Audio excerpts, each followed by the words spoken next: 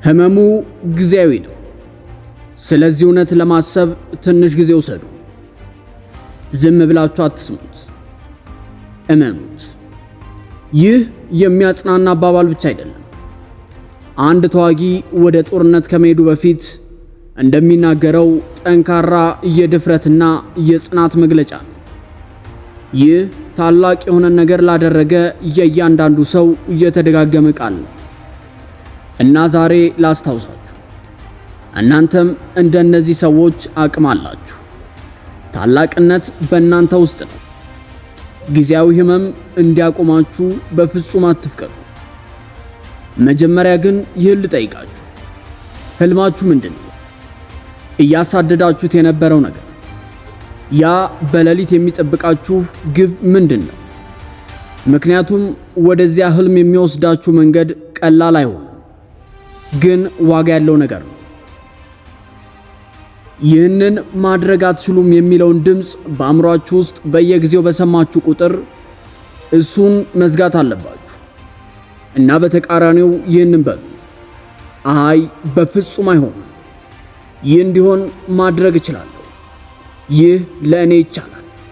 ምክንያቱም በእናንተ ውስጥ አቅም አላችሁ፣ ጉልበት አላችሁ፣ ገና ያልተጠቀማችሁበት ብቃት አላችሁ። ለራሳችሁ ሐቀኛ ሁኑ። ህልማችሁን ማሳደድ ቀላል አይሆንም። ሕይወት ይፈትናችኋል። በመንገዱ ላይ መሰናክሎች፣ ተቃውሞዎችና አስቸጋሪ ሁኔታዎች ያጋጥማችኋል። አንዳንድ ቀናት ተስፋ ቢስ ትሆናላችሁ፣ ልክ ትግላችሁ መቼም እንደማያልቅ። ግን በጣም ጨለማ ምሽት እንኳን ለዘላለም አይቆይም። ዋናው ነገር ህልማችሁን በፍጹም አለመተው።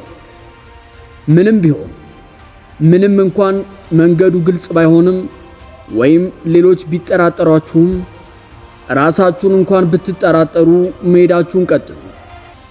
በርቱ፣ ታገሱ፣ በፍጹም ተስፋ እንዳትቆርጡ። ምክንያቱም ለመሞከር ለማደግና ከምታስቡት በላይ ይቻላል ብላችሁ ለመቀጠል ለራሳችሁ ፍቃድ ስትሰጡ ያን ጊዜ አንድ የማይታመን ነገር ታገኛላችሁ። ከምትገምቱት በላይ አቅም አላችሁ። ለስኬት የመጀመሪያው እርምጃ እድል አይደለም፣ ተሰጥኦም አይደለም። ለስኬት የመጀመሪያው እርምጃ ራዕይ ነው። ልክ ቀድሞኑ የራሳችሁ እንደሆነ ህልማችሁን በግልጽ ማየት አለባችሁ። ምን እንደሚመስል፣ ምን አይነት ስሜት እንዳለው፣ ምን አይነት ቴስት እንዳለው ማወቅ አለባችሁ። ምክንያቱም እውነታው እዚያ አለ። ከማሳካታችሁ በፊት ሊሰማችሁ ይገባል።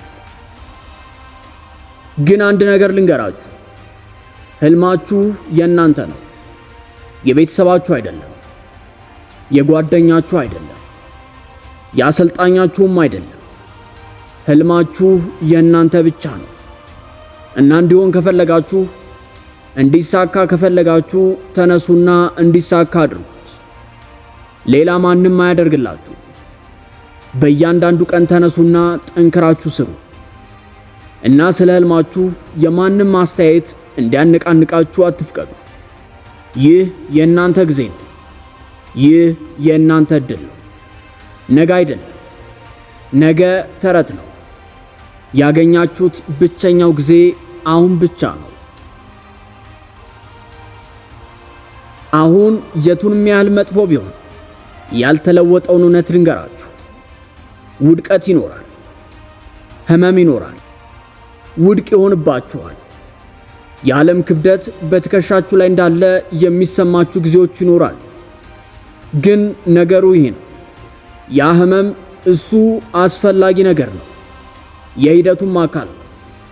እሱ የሚያሳድጋችሁ ነው እና በሱ ውስጥ ስታልፉ፣ በጥልቅ ራሳችሁ ላይ ስታተኩሩና ስትቀጥሉ በጭራሽ የማታውቁት የራሳችሁን አዲስ የማንነት ስሪት ወይም ቤስት ቨርዥን ኦፍ ዩ ታገኛላችሁ። የበለጠ ጠንካራ፣ ጥበበኛ፣ የበለጠ ፈተናዎችን መቋቋም የሚችል ማንነት ታገኛላችሁ። ስለዚህ በፍጹም ተስፋ አትቁረጡ። ለመተው፣ ለማልቀስ አትድፈሩ። ለመቀጠል አልቅሱ። ቀድሞውኑ እናንተ ህመም ላይ ናችሁ። ቀድሞውኑ እናንተ ተጎድታችኋል። በከንቱ ግን እንዲሆን አትፍቀዱ። ከሱ ሽልማት ማግኘት አለባችሁ። እስኪሳካላችሁ ድረስ በፍጹም እንዳትተኙ። ይህ ስለ ልባዊ ድፍረትና ስለ እናንተ ነው። ያ ልብ አላችሁ።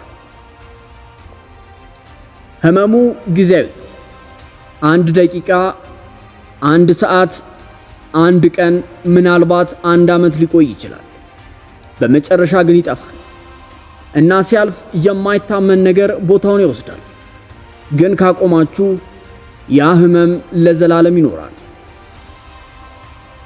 ስለዚህ ይህንን እንድታደርጉ ቻሌንጅ አደርጋችኋል። ህመሙን ለመቀበል ደፋር ሁኑ። በእናንተ ውስጥ ያለው ነገር ሁሉ ማቆም በሚፈልግበት ጊዜ ለመቀጠል ደፋር ሁኑ። በማዕበል ውስጥ ወደፊት ለመግፋት ደፋር ሁኑ። ምክንያቱም በሌላ በኩል ህልማችሁ እየጠበቃችሁ ነው። እና አስታውሱ፣ በህመም ምክንያት አትሞቱ። ግን ካልሞከራችሁ በጸጸት ትሞታላችሁ።